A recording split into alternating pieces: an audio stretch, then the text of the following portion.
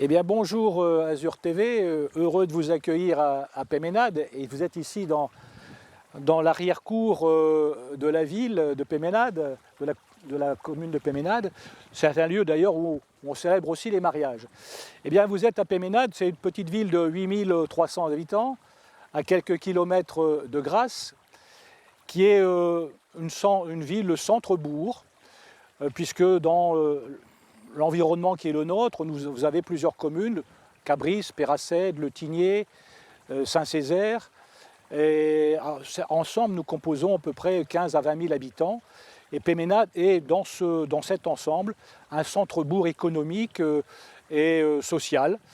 C'est une ville qui, depuis quelques années, retrouve un peu son dynamisme. Je dois dire que ça a été un peu notre slogan quand nous sommes présentés, redynamiser, réveiller la belle endormie. Alors elle est endormie cette ville, et pourtant elle n'est pas si vieille que ça. Cette ville n'a que 150 ans. Nous avons d'ailleurs fêté les 150 ans de la commune au mois de juin 2018. C'était l'occasion pour les habitants de découvrir ou de redécouvrir leur patrimoine. Et puisque vous êtes là pour parler du patrimoine, je vais vous dire qu'effectivement, nous n'avons pas un grand patrimoine architectural, mais nous avons un beau patrimoine naturel. Alors, le patrimoine architectural, il est limité parce qu'effectivement, avec une ville de 150 ans, il n'y a pas eu beaucoup d'histoire. Nous avons quand même pourtant des berceaux. Et il y a 3 berceaux essentiels, le vieux village, le hameau des Jacourets, le hameau des Jaizou et aussi le hameau de Prouveresse, qui sont les berceaux historiques de la commune. Et puis la commune, elle a pris son essor, bien entendu, dans les années 70, jusqu'à arriver aujourd'hui à 8300 habitants. Vous découvrirez tout à l'heure avec mon adjoint Roland Molinès l'ensemble de ces hameaux. Et autour de ces hameaux s'est construite, s'est étendue une ville qui est entre ces collines. Peymeinade veut dire d'ailleurs petite colline, et vous avez 3 collines qui caractérisent le village, c'est-à-dire la colline de Peymeinade, un peu derrière nous, la colline de Pégros là-bas en face, et puis la colline de Pégros-Peymeinade, c'est la ville des collines. Et donc cette ville, elle est essentiellement, je dirais, dotée d'un patrimoine naturel important. Je dis d'ailleurs, j'ai coutume de dire que Peymeinade, c'est un peu une petite Toscane, avec ses oliviers, avec ses collines, avec ses restanques. Et nous nous efforçons de maintenir le caractère de village de cette commune, qui bien sûr devient une ville avec ses commerces, avec ses services.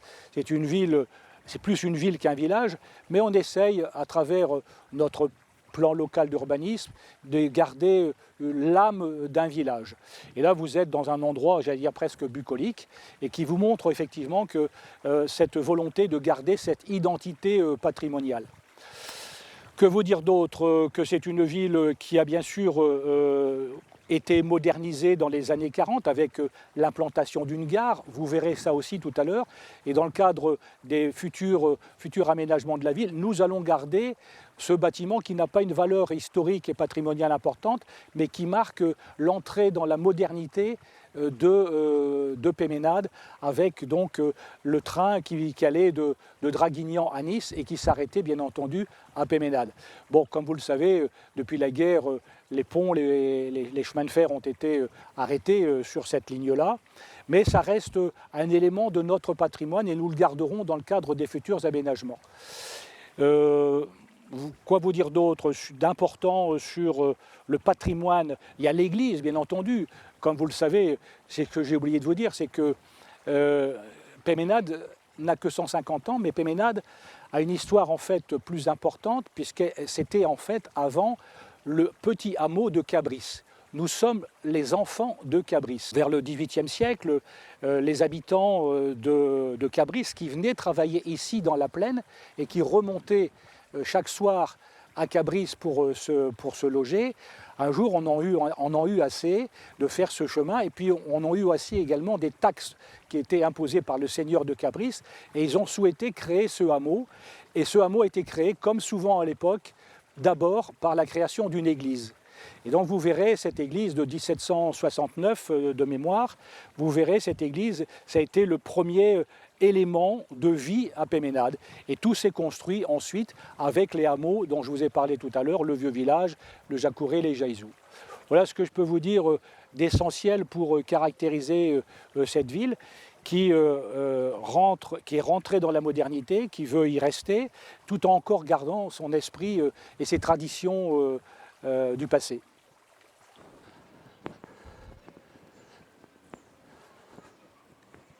Bien, bonjour. Voilà, nous nous trouvons devant cette bibliothèque. Cette bibliothèque était la première mairie de Peymeinade et la première école de Peymeinade. Alors là, c'est depuis le détachement de la commune de Cabris en 1868. Donc de 1868 à 1971. Voilà, nous nous trouvons devant la chapelle Saint-Marc de Peymeinade. Eh bien, cette chapelle est ouverte tous les jours par la responsabilité d'un habitant qui s'est porté bénévole pour l'ouvrir le matin et la fermer le soir. Bon, elle n'est pas bien grande, mais il ne suffit pas d'avoir une grande surface pour venir prier. Alors là, nous nous trouvons devant la salle des fêtes qui, auparavant, c'était la gare de Peymeinade, qui a cessé ses fonctions en 1944-1945 à la suite du pont de la Sienne qui avait été sauté par les Allemands. Donc cette place, elle sera modifiée dans les mois ou dans l'année qui va suivre, car nous allons modifier complètement cette place. Et cette place, c'est ce qui va rejoindre également le centre de ville que nous avons vu au parking Le Bon.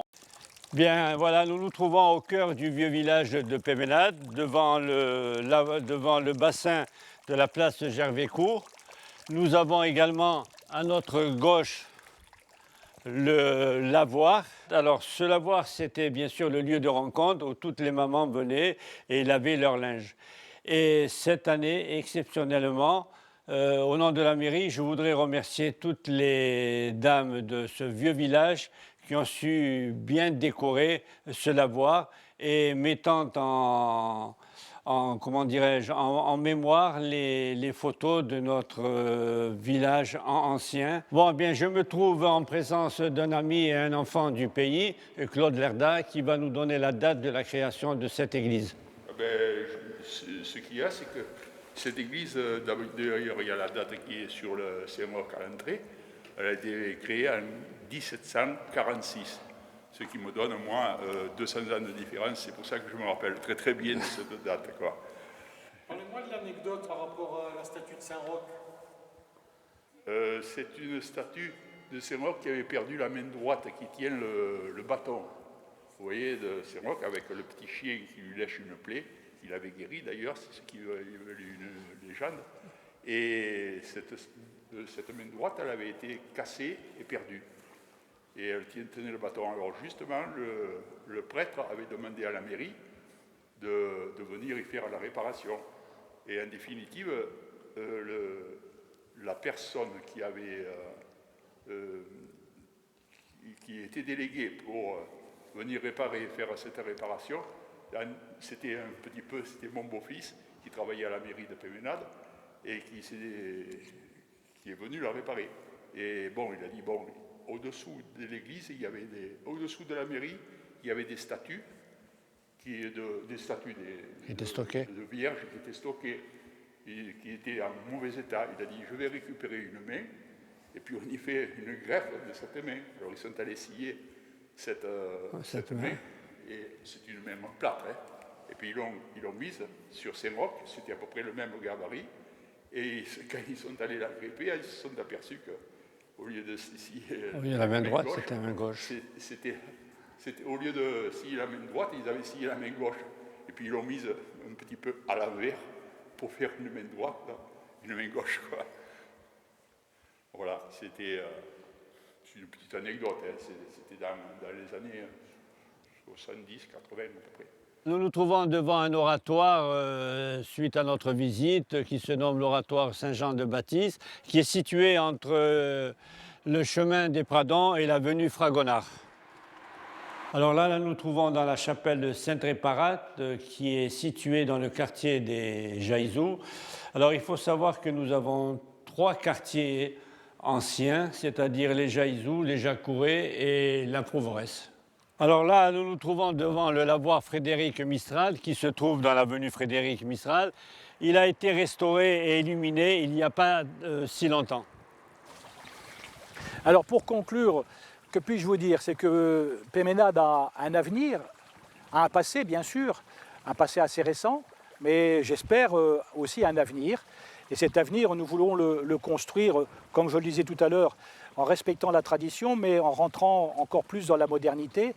Et notamment, c'est l'essentiel de notre programme municipal, c'est de créer dans Peymeinade un vrai cœur de ville. Aujourd'hui, cette ville est une ville, ce centre-ville est une ville-rue, est une artère, mais il n'y a pas de cœur de ville. Et notre projet, c'est effectivement de créer un cœur de ville qui fera de cette commune, je dirais, un centre d'attractivité qui est d'ailleurs défini aujourd'hui dans le schéma de cohérence territoriale comme un pôle attractif à côté de Grasse. Et c'est vrai que tout en étant à quelques kilomètres de Grasse, à proximité de Grasse, nous pouvons avoir une autonomie économique, une autonomie administrative, nous l'avons déjà, et nous allons le renforcer avec ce projet de cœur de ville qui est l'essentiel de notre programme, avec bien entendu aussi un plan local d'urbanisme qui est à la fois un document d'urbanisme, mais qui est en même temps une matrice de ce que doit être la ville. Et je résume très rapidement pour dire que ce PLU, il organise notre commune pour l'avenir en limitant le nombre d'habitants, en limitant le nombre de constructions et en préservant le patrimoine naturel dont je vous ai parlé tout à l'heure, avec ses collines, ses restanques, ses oliviers, faire en sorte que la nature soit intégrée dans notre habitat urbain, qui est à la fois un mélange de naturel et d'urbain. Voilà donc un beau projet pour notre commune, bien entendu qui doit s'étaler sur plusieurs années parce qu'on ne construit pas un cœur de ville comme ça en quelques mois ou en quelques années. Voilà, c'est donc le projet de notre équipe et faire en sorte que Peymeinade reste ce centre qui a été très attractif à un moment donné et qui a perdu de sa vitalité dans les années 2000. Aujourd'hui, la volonté, c'est de ne pas être une ville dortoir, mais d'être un centre économique attractif. Voilà.